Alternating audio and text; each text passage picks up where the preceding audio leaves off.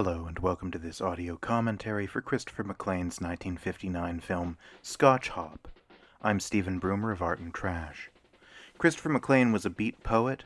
He was the publisher of the short-lived but essential little magazine Contour, and he's best remembered as a maker of a small handful of brilliant films.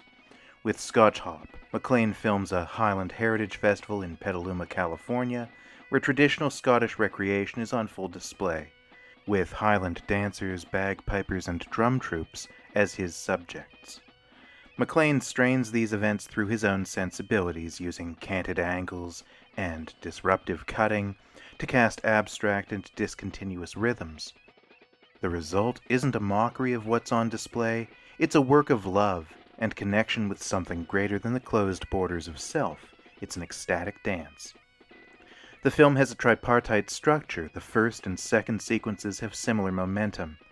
In the first sequence, pipers and drummers are documented with a straightforward style that gives way to increasingly rapid cutting and tight close-up compositions that seem to build a parallel rhythm to the oscillating drones of the bagpipes. The second sequence features dancers filmed from a low angle at the edge of a performing stage, interspersing shots in slow and undercranked motion that turn the subject's rhythms over to Maclaine's own lyrical operations.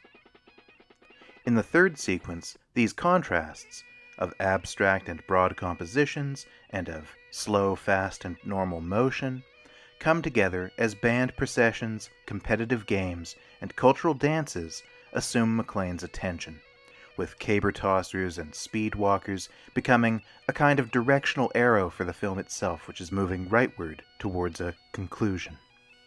All of this kinetic activity, and in particular the dances, is slowed into something more graceful by Maclaine's camera. It is a grace that is inevitably, if not sentimental, at least tender in its depiction. Scotch Hop was Maclaine's final film. The next few years were very harsh for him, as has been reported in various accounts, most vividly by the poet David Meltzer. Maclaine's methadone and amphetamine addictions were the cause of his deterioration, and he ended up in jail, which broke him in a kind of final way.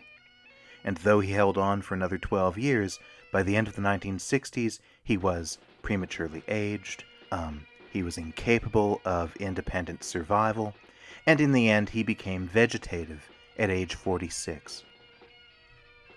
Maclaine's own tragic end has cast a pall over his films, especially his darkly absurd masterpiece, The End, a film too easily misunderstood as purely miserable, although it, like Scotch Hop, dances in its own way and to its own rhythms. But what we see here in Scotch Hop is a bare and innate liveliness that occupied Maclaine's core. Pleasure and plasticity and the dancing camera, joining in rituals that are themselves ecstatic and celebratory. This film has been a game of pleasant disruptions, like the interruption of daisies woven into the fingers of an idle hand that breaks up the final title credit.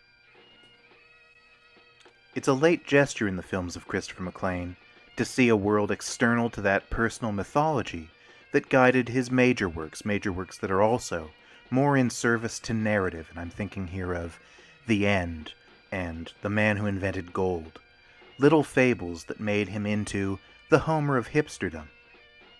But in Scotch Hop and the film that preceded it, Beat, Maclaine is chronicling phenomena that is external to his tales, that is more spontaneous and social, and he's filtering it all through his own witness.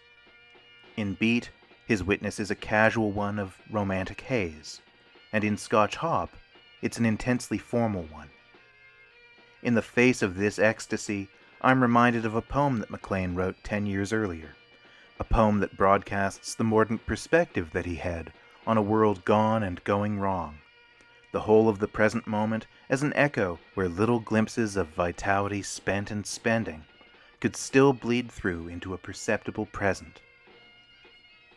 As though everything were alive, I see everything is dying. The clock says 8:30 in the corridor, but I have been cut off in a room, and the time in the corridor does not reach me here. I see everything is dying on this day of the returning robins, sparrows. The flowers, heads without bodies, so young in the tender breath of April. All is life today, as if the awkward movement of death were halted.